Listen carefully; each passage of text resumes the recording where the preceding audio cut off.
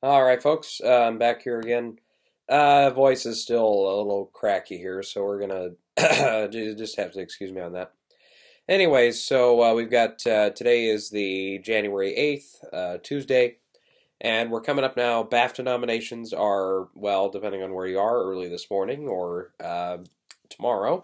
And we've also got DGA nominations out today, so I wanted to talk about.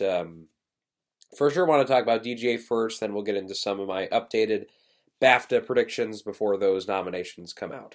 All right, so first up, DGA. The five nominees are Bradley Cooper for A Star Is Born, Alfonso Cuarón for Roma, Peter Farrelly for Green Book, Spike Lee for BlacKkKlansman, and Adam McKay for Vice. Uh, uh, I think this director race this year has been a little hectic for me, at least, trying to determine who the nominees are. I think Bradley Cooper, Alfonso Cuarón, and Spike Lee are our three locks here. I don't really see them missing at the Oscars unless we have a Ben Affleck or a situation with Argo or Catherine Bigelow for Zero Dark 30 that year, where it was just the director's branch did whatever the hell it wanted to that year, you know. Um, and I'm starting to think Peter Farrelly, even though he's not known as a dramatic director, this is, obviously his first time at bat for a lot of this stuff, the Dumb and Dumber guy, Kingpin, and all the rest of them there. He's made it into Globes. He was among the list, and sure, it was 7 nominees at Critics' Choice, but he was one of them. He's pretty much been everywhere, so I'm starting to think he's now more of a certain bet. Enough that I've now bumped him in as one of the 4 or one of the 5 nominees, I should say, for Best Director. That 5th slot, though, is starting to become, and he could fall out, too. I mean, Fairley is not exactly 100% a guarantee. Even though Green Book did very well at the Globes the other night, 3 wins, the most of any other film, there is still some heat on that film against it. There's definitely some people, I think, who are not in favor of it, especially relatives and family members of Doc. Oh shoot, what's his name? The guy Mahershala Ali plays in the film. It's gonna come to me halfway through the video. I know it. I was gonna say Doc Hudson, but no, that's not even close. Doc Shirley, the guy, the Mahershala Ali. I can't even talk now. The guy he plays, Doc Shirley. A lot of his family members have come forward saying they weren't exactly approached when the screenplay was being written, and when you look at it again, it's like, yeah, one of the writers is the son of Morton, Viggo Mortensen's character. So McKay got in here too for Vice. Here's the thing: a lot of the awards experts know, and a lot of you guys know, the seasoned ones among you at least. DGA betting the 5 that make it to DGA at the Oscars is inherently dangerous because this hasn't happened in. It's been close to 10 years since these 5 have lined up exactly with the Oscars. You have to go back to 2009, where Catherine Bigelow, James Cameron, Lee Daniels, Jason Reitman, and Quentin Tarantino all made it in for their respective films that year. All 5 of them made it at the Oscars as well, and all their films are up for Best Picture and everything. And I think, these 5, I think, are definitely getting in for Best Picture. There's no question there. But I'm just not sure about McKay, though, because Vice is very divisive among critics. Divisive, you get it? Okay. It's also among audiences thus far that I've seen, like the Rotten Tomatoes score for audiences on Vice is hovering right around that 60-59%. I was a little split on it myself, but I don't know. The more I've thought about it in recent days, I'm thinking I might go check it out again sometime soon, maybe when the screener comes around, since I've already paid to see it. Maybe I might check it out again. It might grow on me the second time around, but yeah.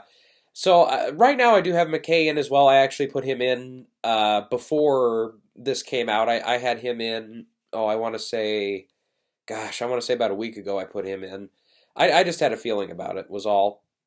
And his nomination today over like Yorgos Lanthimos for The Favorite, and uh, uh, I was looking down the list here. Ryan Coogler was one I was worried about getting in here, not because I don't want to see him, but worried because he feels like, because somebody else had pointed this out, one of the Gold Derby crew when I listened to one of their podcasts had said, you think about it, Black Panther is heading for that 5, 6, 7, 8 or more nominations range in a couple of weeks, actually 2 weeks from today, when the Oscar nominations come out.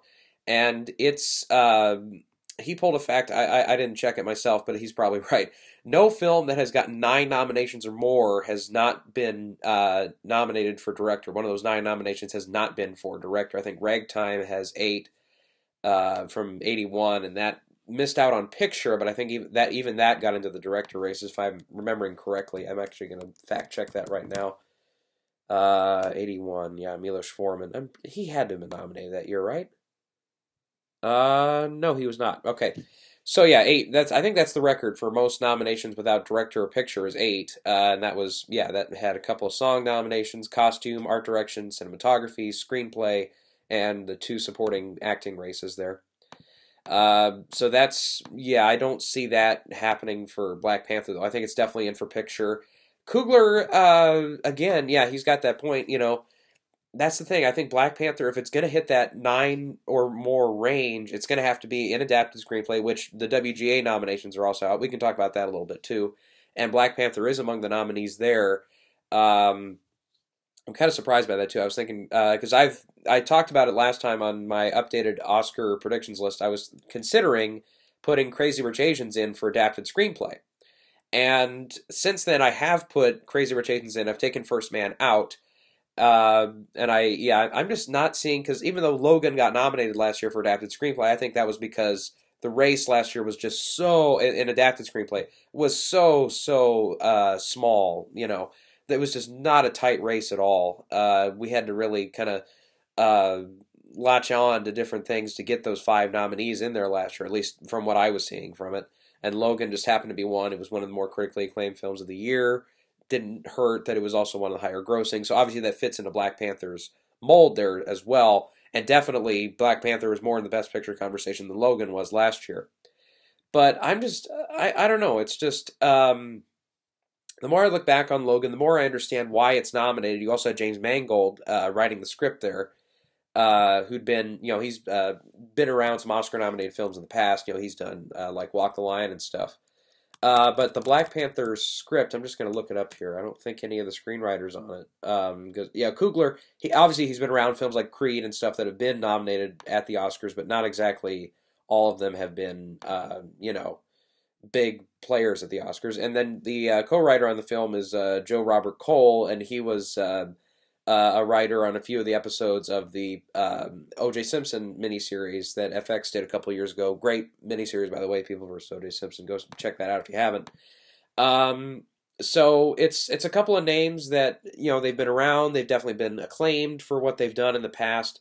And it did get that WGA nomination over something like Crazy Rich Asians. But I just, again, kind of like what I was talking about in my comparison there, I just feel like Crazy Rich Asians is kind of this year's Straight Outta Compton, where it's a big critical success, a big financial success, and it opened in August, and like Straight Outta Compton did, and it feels like something where it's like it's such a big, not that Straight Outta Compton wasn't a movement film, but certainly Crazy Rich Asians feels important, and Straight Outta Compton felt important, especially at the time there, and I very much see that trajectory matching up there, so that's why I put it in. I'm keeping it in for now.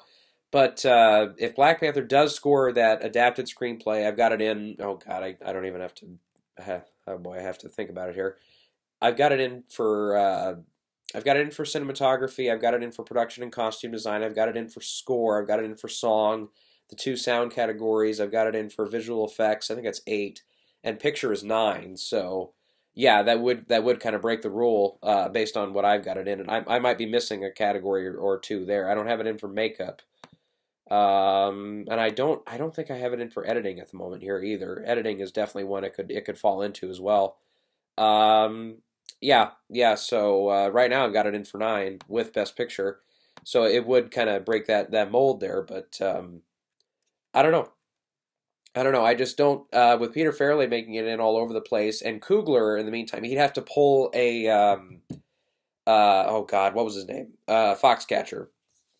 The guy who was nominated for that. Oh, Jesus Christ, why am I blanking on his name? Bennett Miller. There we go. Bennett Miller, he won the Cannes Award for directing that year for Foxcatcher, and then he kind of disappeared through the rest of the award season, and came back all of a sudden at the Oscars, even after missing DGA. Missing the Globes, he might have been nominated for Critics' Choice. That might have been his only only other nomination in the initial awards season there. I'm gonna double check that actually, because I think that was yeah, Cannes, and gosh, I think that was because it was up for PGA and stuff, but I don't remember it being up for direct. I don't think it was even up for director at the Broadcast Film Critics Awards that year. Huh? I'm not seeing it. Well, anyways, yeah, he very much defied expectations that year by I remember I had him even after DGA for a little bit. I still had him getting in, and famously I took him out at the last minute for oh, I can't even remember who I think I put him out for the guy who directed Imitation Game, Morton Tilden.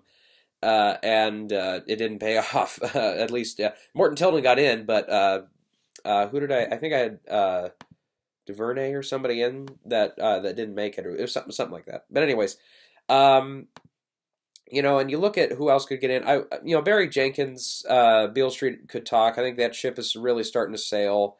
Not getting any love from SAG. It was on the WGA list yesterday, sure. But it just feels like the support for that film is really waning. It didn't even make the PGA list last week, so it wasn't a huge shock to me to see Barry Jenkins miss. But that was one where I'm thinking, yeah, that's too bad and I haven't seen the film yet, but it looks really good. Damien Chazelle was actually one. His name, of course, was early on right up there at the top, but he's since fallen way down since First Man has totally collapsed in a lot of its races too.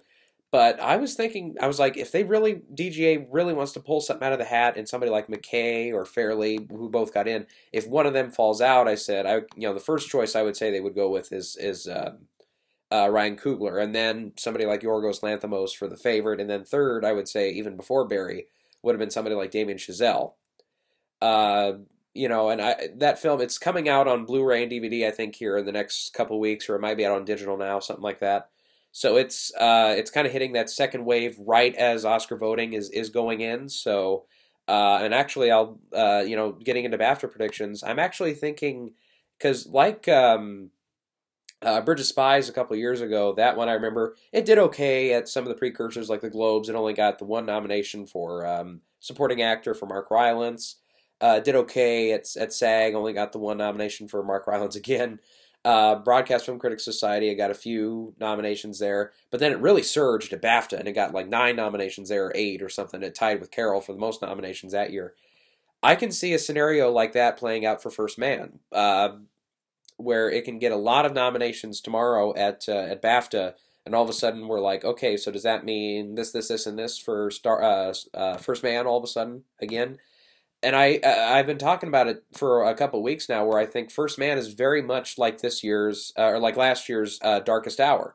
It's got the one acting nomination we feel pretty solid on. It's not going to be a win like we knew Gary Oldman was last year, and that's Claire Foy for Supporting Actress. Even though she missed SAG and maybe a couple other ones here and there for some Critics' Prize and stuff, she was nominated at the Globes and nominated at Critics' Choice. I think she'll make it in tomorrow at BAFTA as well, especially being hailing from Britain there. Definitely helps her case for tomorrow. If she misses tomorrow, I think it's game over for her. And somebody like Margot Robbie, or I don't have Amy Adams getting in tomorrow. If it is Amy instead of Claire, and the other 4 that I have predicted to get in make it, then we'll see. But anyways, so yeah, I was actually for these 5. I've got them now, and last year I went with the 5 DGA, and it didn't pay off because Martin McDonagh didn't make it in, and they went with freaking Paul Thomas Anderson. Again, he was another one like Bennett Miller, where he just that one didn't even premiere at Cannes or anything, but he was just getting a few nominations and a few wins at critics societies and stuff for his screenplay for Phantom Thread, but then he was really not in the conversation for director at all, and then all of a sudden, bam, he's right there at the Oscars for director and not for screenplay. That was the weirdest thing, and I remember I was so visibly upset at that, because I was not a gigantic fan of Phantom Thread. I gave it a positive review, and it's one I haven't gone back to watch again, but it's like, really? Anyway, so there's also a list of 5 nominees here for the directing achievement for first-timer directors. And the 5 here, a couple of them were no surprises at all, like the first 2 here, especially Bo Burnham for 8th Grade, Bradley Cooper again for Star is Born, Carlos Lopez Estrada for Blind Spotting, Matthew Heineman for Private War, which I'm really glad to see in there, and Boots Riley for Sorry to Bother You. I was thinking about it because I was like, Quiet Place has been doing very, very well here lately. It got into the PGA list. It was on the WGA list yesterday for original screenplay. I was like, did John Krasinski, did he direct something before Quiet Place? And I haven't actually looked that up here because I would thought his name for that first-time director's race, I'm like, he's a shoo-in to get in for that. But evidently he's directed some other films before or something. Either he was not qualified for that or... let's see what else here. Oh, The Haulers. Yeah. He directed that. Yeah, a few years ago. That's right. Okay, yeah. So he was not in contention for that actually. But I'd been thinking that, and so when his name didn't initially appear there, I was like, what? Where is John Krasinski? But then I looked it up there. So yeah. Anyways, so of these five though, I think no question it's going to be Bradley Cooper. Kind of like last year with Jordan Peele for Get Out. It's just like when you have somebody there who's also in contention for the other award, it's kind of a shoo-in who's going to win that one. But I am, glad to see Matthew Heineman in there for Private War. That's one that I think people will find eventually, and hopefully they see it and like it. I personally, I did very much. And Bo Burnham, that was no surprise either. Eighth Grade is definitely one. That was another one on the WGA list yesterday for original screenplay. I still have that one getting in for original screenplay. And of course, no surprise, Bryan Singer is not on this list either. So yeah, for those of you who thought Bohemian Rhapsody would all of a sudden have a huge surge with all the rest of the guilds and stuff, nope, no way. Anyway, so really, that's all I got to say about the DGA there. Yeah, I think Cuarón is probably the front runner for it, since I'm not totally abandoning the Spike Lee theory, but he could still make it. But right now, I'm going with Cuarón to win at Critics' Choice. I'm going to start if he wins that.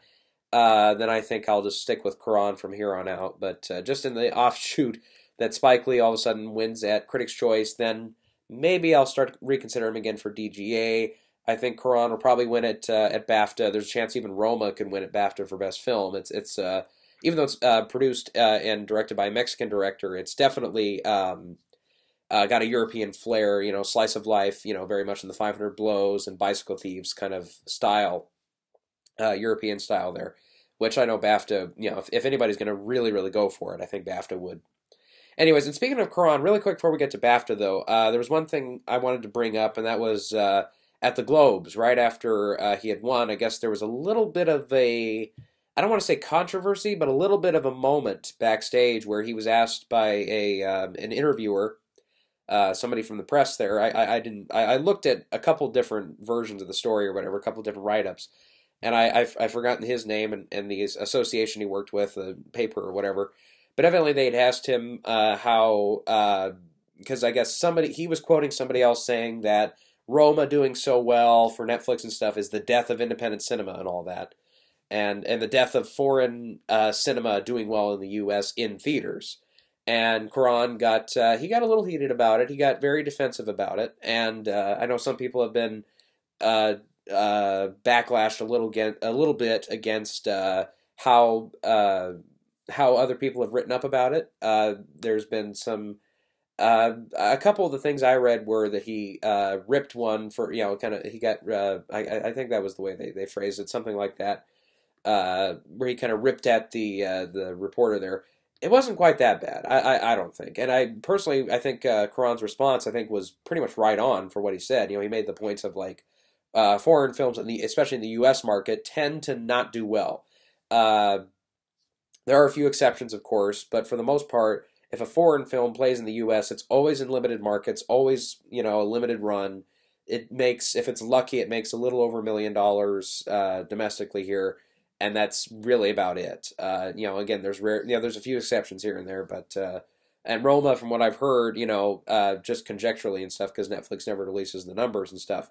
But it did make something like over $1 million or maybe closer to $2 million in its limited run in theaters, which is very impressive for the fact that it was only in select number of cities, and even then, it's a couple of the art house theaters and stuff too.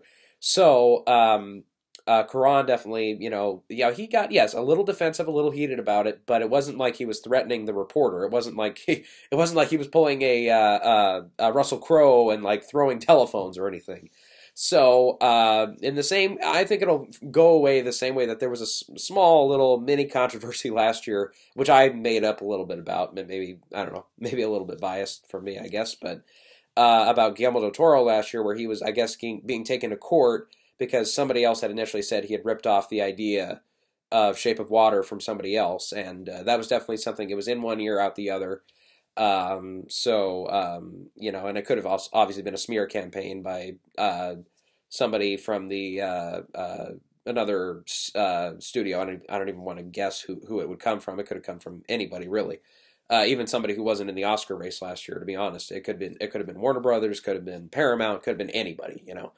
But anyways, I feel like this will be the same thing, but if we do start to see Cuarón's star waning there, if this, for whatever reason, catches traction and all of a sudden everybody wants to kind of, kind of take Cuarón to task for it, which, okay, I guess you can take him to task a little bit, but not much. I mean, personally, I thought he was probably about 90% right with the way he handled it.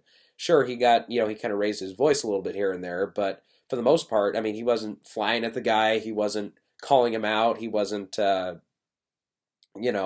he said it was an unfair question and all that, which, like I said, I think I agree with his statements almost to the T. I think he really got it right, and he kind of backed himself up there with some good points. And I think that's the way, again, minus a couple little tweaks here and there of, raising the voice and being a little aggressive, a tiny bit. Other than that, I think I would have handled it the same way myself. Anyway, so that was just a little interesting piece of news there. But anyways, so let's go over to my BAFTA predictions here. Okay, so I've just got really just the top 8 categories, and I threw in animated just to be fun there like I did last time. So a couple of changes from my last video there. Animated, I'm still sticking with the 5 that made it into the Globes. Incredibles 2, Isle of Dogs, Mireille, Ralph Breaks the Internet, and Spider-Man Into the Spider-Verse. Mireille did miss at the PGA list for animated films, and The Grinch got in, but there might be a... there might have been a technicality for why that one didn't make it in. I don't know. Possible. But Mireille, I think, is definitely one I think the Brits would go for, and I think the Oscars will go for it too. I just don't see the Grinch making it. Okay, for the screenplay categories adapted, I'm going with The Star is Born, Black Klansman, Can You Ever Forgive Me? I am throwing in First Man, and If Beale Street Could Talk. Again, I'm not going to go with Black Panther here. I think Black Panther did very well in the UK and everything, financially and stuff.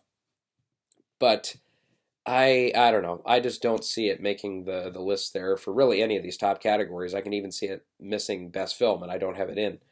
I think it'll do very well at the tech category, so I think it'll be in the song category, or the score category, excuse me. There is no song category here at BAFTA. It'll be in that sound category. They have visual effects for sure. Probably the costume and makeup. Since they have 5 nominees for makeup, it'll probably make that 5. Production design, definitely. I can see it going into cinematography, but they might have a couple other options there. So I can definitely see it kind of similar to Blade Runner last year. Blade Runner did very, very well over here at BAFTA, better than it did at the Oscars, even got a director nom. I don't see that happening for Ryan Coogler, but I can definitely get the comparisons there, and it might come close to that as Blade Runner did last year here at BAFTA. Okay, original screenplay, I am going to go with Bohemian Rhapsody getting in here. After all, it is a British rock band, and this is BAFTA, so I think if it's gonna get more top category support anywhere, it'll be here. Green Book I also have in there, Roma, The Favorite, and Vice. 8th Grade is the other one I have at the Oscars. I think 8th Grade will get in at the Oscars. Again, it's one of those little independent films that everybody has to acknowledge. It's getting in pretty much everywhere for at least 1 or 2 things. Even at the Globes, it got in for actress. I wasn't really predicting that early on. But I don't see the Brits going for it. So I think the other 4 and Bohemian get in. Supporting actors, I already mentioned a couple of these. I have Claire Foy in there for First Man. Then I have Regina King for If Beale Street Could Talk.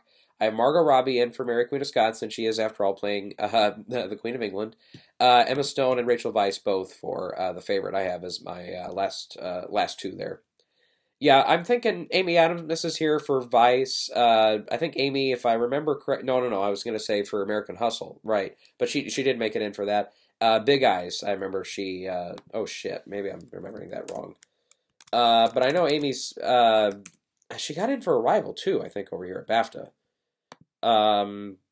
Gosh, I need to just pull up her list here one more time for what she got in. No, okay, she does have a good history here. She's actually got, yeah, she's got 6 nominations over here, and she's pretty much every time she's been nominated at the Oscars, she's been nominated over here at BAFTA, with the exception of Big Eyes and Arrival. So I do have her missing out just because I think Vice is not going to quite go over quite as well over here at BAFTA as it is in the States. Like, I don't have it in for director either, and I don't have Sam Rockwell in for supporting actor. And I just think Margot Robbie, again, just because of the, playing the Queen of England stuff. But as we've mentioned a few times here, if Regina King does miss for Beale Street, and I do have Beale Street in for screenplay, so I think they will give it a few things here and there. I think it'll also be a player for cinematography, score, stuff like that in the tech categories too. I think it'll get probably 3 or 4 nominations there. I think if Regina does miss, then that really hurts her chances at the Oscars, and that's where somebody like Amy Adams, who's also gone, like at the Oscars, has never won a BAFTA either. If she gets nominated here, I think she could definitely win. If not, they might. Rachel Weisz is definitely another opportunity they could go with, and she is British as well. So, but yeah, at that rate, BAFTA lately has been trying to predict the Oscars too, and not really going their own way. So, yeah, I would say if Amy does get in tomorrow instead of Regina King, if the other 4 I have predicted get in, then yeah, I think that then it's Amy's to lose at the Oscars, even though she lost the Globe on Sunday. Okay, for supporting actor, I have Mahershala Ali for Green Book, Timothée Chalamet for Beautiful Boy, Adam Driver for Black Klansman, Richard E. Grant for Can You Ever Forgive Me, and I'm going with a surprise here, Jonathan Pryce for The Wife. And maybe this is a little bit of my personal taste too. I thought he was, every bit as good as Glenn Close was in The Wife, but I don't know, I just have a feeling too, and we've been talking about the last couple of weeks here, at least I have, trying to find that film like Phantom Thread last year, the film that was the last one, supposedly, that they watched, the voters watched on screeners, kind of the last one they popped in and left an impression on them. And I'm thinking about it, I'm thinking, what if that's The Wife? What if The Wife, all of a sudden, not for Best Picture or Director like Phantom Thread did, but, I can see it, hitting actress, Jonathan Pryce maybe, instead of Sam Elliott for supporting actor, but yeah, Sam Elliott's definitely got a good shot here tomorrow too, at BAFTA for getting in. But he did miss Globe, so yeah, he's definitely, I think, the most vulnerable of the other 4 here, or of the 5. They all 5 of them made it in at SAG. I can see maybe Jonathan Pryce wrestling in a slot there for supporting actor potentially. It wouldn't be a lock by any means. I can see it, like we said, there's that kind of open-ish slot in adapted screenplay where First Man or Crazy Rich Asians could fall out, so we could see something like The Wife, which is an adapted screenplay, we could see that also fall in as well. I think that'd be about it. I don't see it really playing in the text or anything. So The Wife, especially after Glenn Close's speech on Sunday at the Globes, that could be one where, voters who were ignoring The Wife before, they're like, oh, yeah, I don't care. After they see her speech, they're like, okay, what movie was she in? The Wife? Okay, let me sit down and watch that. Let me see, why they gave her that award. And then if they really like it, yeah, that's where somebody like a Jonathan Pryce and the screenplay could definitely get in. And also Jonathan Pryce is another one. He's from he's English, so that's why I have him in as well. Okay. Then for actress, we have I have the same 5 as SAG here. Emily Blunt for Mary Poppins Returns, Glenn Close for The Wife, Olivia Colman for The Favorite, Lady Gaga for A Star Is Born, and Melissa McCarthy, Can You Ever Forgive Me? But I don't think it's just those 5. We've also got Yalitza Aparicio. Like I said, if Roma really goes over well here, and it does very well in the text, and also gets screenplay, it could fall into actress too for Yalitza. I know she's really missed at like Globe and SAG, and didn't get. She did get the Critics' Choice, but again, that was with 7 slots. She could strike here tomorrow. They do, I was going to say Isabelle Huppert, but no, she was not nominated that year because the film didn't qualify. So yeah, I think it's those 6 are going to wrestle for the spots there, but yeah. And also for supporting actor, one I didn't mention, obviously, in addition to Sam Elliott, would be maybe somebody like a Nicholas Hoult for The Favorite, in case The Favorite also goes over very, very well at BAFTA. Okay, for Best Actor, I have Christian Bale for Vice, Bradley Cooper for A Star Is Born, watch out for this one, Ryan Gosling for First Man, Rami Malek for Bohemian Rhapsody, and Viggo Mortensen for Green Book. Those are my 5 there. Again, I'm putting in Gosling. He did get into Critics' Choice. Again, I'm thinking a similar path here, again, that Bridge of Spies did 3 years ago. And even though, yes, that did miss for Best Actor for Tom Hanks, it got in for stuff like director, it got in for film and stuff like that, stuff that we definitely did not anticipate that BAFTA would go for. And, Gosling is somebody, he's been nominated a few times at BAFTA, and I think his performance is one that people are starting to overlook a little bit. So, yeah, I do have him in over somebody like John David Washington in BlacKkKlansman, and that makes sense because, look at it, Denzel never been nominated for a BAFTA, ever. So that makes sense that they would also do the same to his son. Even in a, if that sounds like a little bit of a what do you call it, a conspiracy theory way, still that makes sense. Then you've got, Ethan Hawke, First Reformed, I think he's kind of fallen out of the conversation, but I don't know. He maybe has a possibility of getting in tomorrow. The other one I'm worried about, though, is Willem Dafoe for At Eternity's Gate, playing Vincent Van Gogh. Definitely has a shot of being nominated there. But yeah, I'm thinking Gosling takes that slot instead of John David Washington there. Okay, and then for the director race, Damien Chazelle, I do have him in for First Man. Bradley Cooper for A Star Is Born, Alfonso Cuarón for Roma, Peter Farrelly for Green Book, and Spike Lee for BlacKkKlansman. So yeah, I don't. Again, I'm not having Adam McKay in here for director. He did get nominated though at BAFTA for The Big Short, so he has been nominated with them before. I also kind of looked at the list. Yeah, Ryan Coogler maybe gets one of those slots. Again, Black Panther would have to go over really well with BAFTA. It would have to be, again, in that 9, kind of the way, or I think it was 8 or 9 nominations at that's what Blade Runner got last year here at BAFTA. It was something in that upper range there for sure. Otherwise, yeah, Yorgos Lanthimos is definitely one to look out for in director if the favorite goes over really well. Otherwise, yeah, I don't see Barry making it in again. I don't think he was even nominated for director for Moonlight over here. It made it in for film, but it wasn't in for director, as I recall, so I definitely don't have him in there. Okay, and then for film, the 5 films, we'll get into, I have a couple of predictions here for Best British Film, at least some loose ones. Best Film, I have A Star Is Born, Bohemian Rhapsody, I do have getting in there, Green Book, The Favorite, and Roma. Yeah, and that tends to happen at BAFTA. We'll see stuff like a couple of nominees for Best Director do not make it in for film, and so on and so forth. Like, I don't have BlacKkKlansman in there for film. It's still a possibility. And the same for First Man. I don't have First Man in there for film, but I have Damien Chazelle getting in for director.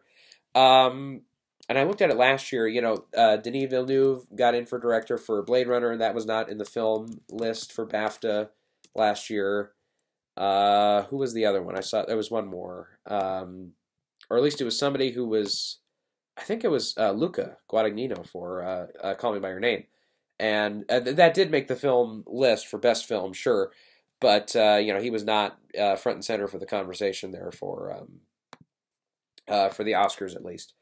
Yeah, so those are my 5 there. Again, we could see, a lot of other stuff there because it is only 5 slots over here. But I'm sticking with those 5. Okay, then for Best British Film, remember you have to have a British producer or somebody who's lived in Britain for a long time to qualify here. So Bohemian Rhapsody does qualify since Jim Beach is the producer. I have Colette in there, the Keira Knightley drama. I have The Happy Prince in there. That was from the gay guy from My Best Friend's Wedding. Sorry, his name is totally escaping me. He was starred in it, wrote it, directed it. His name's gonna come to me in a second. Okay, I'm gonna cheat on this one. He played Oscar. Rupert Everett. There we go. Yes, I have his film getting in there for Best British Film. I do have Mary Queen of Scots in there. The Favorite in there as well. And the 6th slot, because there's 6 slots in Best British Film. I thought about it for a while. I kind of looked around at everything, and I was like, well, they did like 12 Years a Slave quite a bit. So Steve McQueen, he is a producer on Widows. So I just put in Widows because I was kind of running out of films there. So obviously, Happy Prince and Colette did not do extremely well over here in the States. Colette did, better than Happy Prince did, definitely. But those are 2 very much films that play toward the BAFTA audience, more so than American audiences. So Widows was kind of in that similar boat where it didn't really do extremely well over here. I personally really liked it. But that's one, I think it did okay over in the British lands there. But yeah, I think more so for the director than for anything else for that one. And I kind of looked around. I'm like, I can't think of anything else, so I'm just going to go Widows. And it is based off, as we mentioned a couple of times, off of an old British series as well. So, okay. So those are some more updated predictions for BAFTA there. BAFTA tends to, when it comes to their winners, tends to agree more with Oscars than disagree, but their nominees sometimes kind of goes astray, you know. So, yeah. Anyway, so that's all I've got. Like I said, BAFTA nominations do come out extremely early over here in the States. It's I think it's 2 a.m. my time zone here in the States. So if I'm up, I'm up. If I'm not, then I will catch up with them as soon as I can tomorrow. But yeah, we will see what BAFTA has to hold and where they kind of turn this race, which is, you know, at least for the Best Picture, it's getting a little crazier kind of by the day here. So we'll see where it goes from here.